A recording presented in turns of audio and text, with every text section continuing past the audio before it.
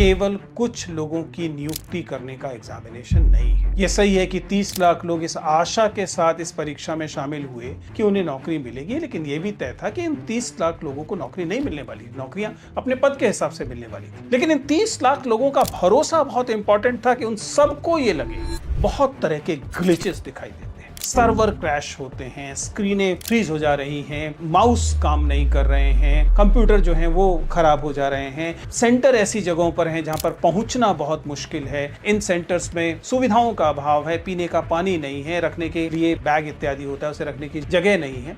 इन युवाओं को लगातार ये चिंता हो रही है कि आखिर ऐसा क्यों हो रहा है कि किसी को 500-700 किलोमीटर दूर के सेंटर दिए जा रहे हैं।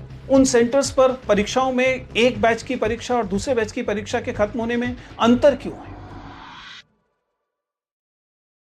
नमस्ते दोस्तों, प्लीज सिट डाउन में आपका स्वागत है।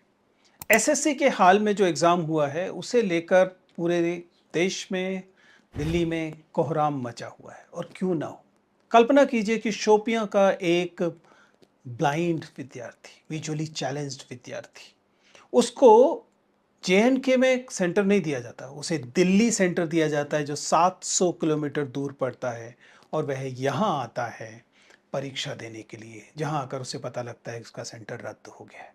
इसी तरीके से राजस्थान में किसी को सेंटर दिया जाता है अंडमान निकोबार आइलैंड का, और केवल सेंटर की परेशानियां नहीं थी, और तमाम परेशानियां थी जिनकी वजह से ये तमाम विद्यार्थी सड़क पर आ गए और प्रतिरोध करने लगे, विरोध करने लगे। उनके साथ उनके शिक्षक सड़क पर आ गए और विरोध करने लगे। फिर पुलिस का दमन शुरू होता है और इत्यादि चीजें शुरू होती।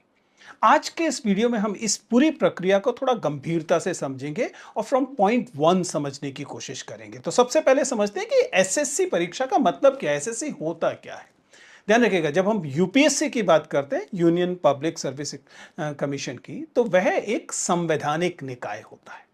लेकिन अगर हम एसएससी की बात करें तो एसएससी एक सबऑर्डिनेट रिक्रूटमेंट एजेंसी है, यानी कि ग्रुप ए सर्विसेज के अलावा जो सर्विसेज होती हैं, वे सर्विसेज जो यूपीएससी के परव्यू में नहीं आती, उन सर्विसेज में जो रिक्रूटमेंट किया जाता है उसके लिए एक बॉडी तैयार की गई है, स्टाफ सिलेक्शन कमीशन।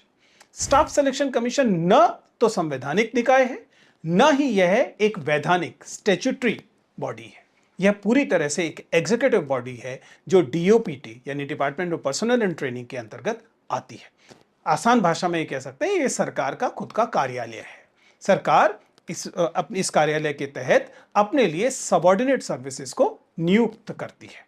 फिर कंट्रोवर्सी क्या है 2025 में लेकर, 2025 की परीक्षा को लेकर फेज 13 का परीक्षा, फेज 13 की परीक्षा मुख्यतः जो ग्रुप डी और नीचे की सर्विसेज हैं उनकी परीक्षा थी, और इस परीक्षा में करोड़ों लोग अप्लाई करते हैं। जहां तक मुझे याद है 30 लाख की फिगर है कि 30 लाख लोग इस कैंडिडेट रहे हैं इस परीक्षा के लिए 2025 के लिए, और वहां पर आपको यह परेशानियां देखने को मिली हैं।